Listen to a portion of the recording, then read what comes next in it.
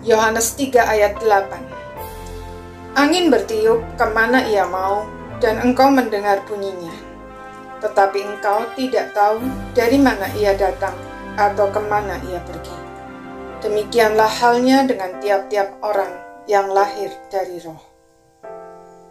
Clint Thompson mendapat gelar orang paling kejam di Texas karena 3 kali dia membunuh orang dan 3 kali juga dijatuhi hukuman seumur hidup. Pembunuhan yang kedua dan ketiga dilakukan terhadap sesama tahanan dalam penjara, sementara ia sedang menjalani hukumannya yang pertama. Dia dianggap membahayakan, sehingga ia ditahan sendirian di ruang isolasi dan hanya diberi makan sekali sehari. Suatu saat, ada seorang penjaga penjara yang memberinya Alkitab.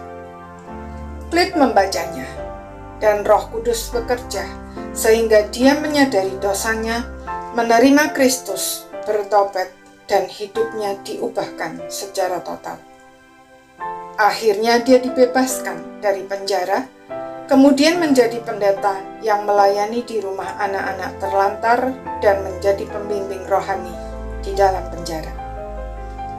Kisah hidupnya dibukukan dan difilmkan serta menjadi inspirasi bagi banyak orang. Pekerjaan Tuhan sungguh tidak dapat kita duga.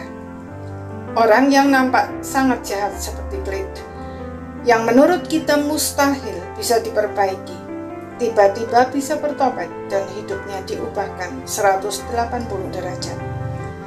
Itulah yang dimaksud oleh Tuhan Yesus ketika dia menjelaskan topik tentang kelahiran baru yang membuat Nikodemus bingung. Kelahiran baru atau dilahirkan kembali atau lahir dari atas adalah pekerjaan Roh Kudus yang mengubah orang berdosa dari dalam. Tuhan Yesus menganalogikan kelahiran baru tersebut seperti angin yang bertiup kemana ia mau. Kita bisa mendengar bunyinya, tetapi tidak tahu dari mana ia datang dan kemana dia pergi.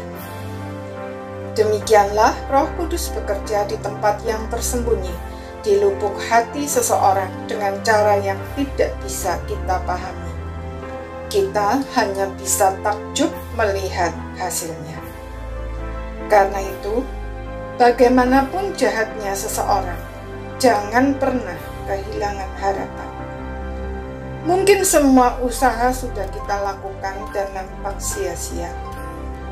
Kita memang tidak bisa berbuat apa-apa lagi untuk menolongnya. Namun, jangan pernah lupa, ada Roh Kudus yang berkuasa melahirbarukan orang tersebut sehingga dia bertobat, menerima Kristus, dan hidupnya diubahkan. Bagian kita adalah mendoakannya dengan tekun dan setia sampai Tuhan menyatakan kemuliaannya.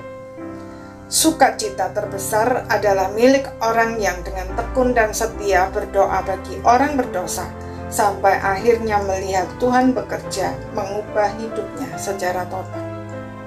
Maukah kita mengalami sukacita tersebut? Jangan pernah berputus asa dan berhenti mendoakan orang berdosa. Amin.